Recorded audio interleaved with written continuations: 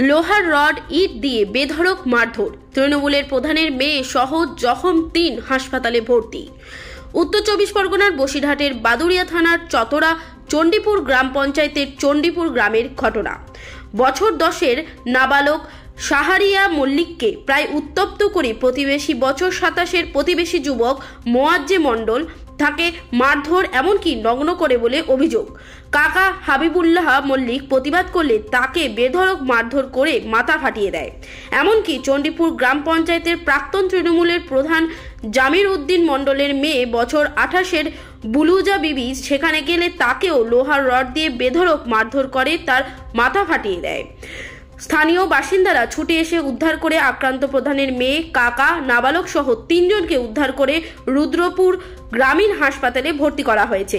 তার মধ্যে তৃণমূলের প্রধানের মেয়ে বুলুজা বিবির শারীরিক অবস্থার অবনতি হলে তাকে বসিরহাট স্বাস্থ্য জেলা হাসপাতাল স্থানান্তরিত করা হয়েছে। আক্রান্তদের অভিযোগ, পরিকল্পিতভাবে আমাদের উপর হামলা চালিয়েছে। আসলে এর পেছনে রয়েছে জমি বিবাদের গন্ডগোল, না রাজনৈতিক কারণে চক্রান্ত করে প্রতিবেশী যুবক মোয়াজ্জেম মণ্ডল ও তার বাবা মজিদ মণ্ডল মিলে তাদের উপর হামলা চালিয়েছে। অভিযুক্তদের দৃষ্টান্তমূলক শাস্তির দাবি জানিয়েছে আক্রান্তের পরিবার। পুরো বিষয়টি নিয়ে তদন্ত শুরু করেছে বাদুড়িয়া থানার পুলিশ। ইতিমধ্যে অভিযুক্ত মোয়াজ্জেম ও মজিদ মণ্ডলের বিরুদ্ধে বাদুড়িয়া থানায় লিখিত অভিযোগ দায়ের করেছে আক্রান্তের পরিবার।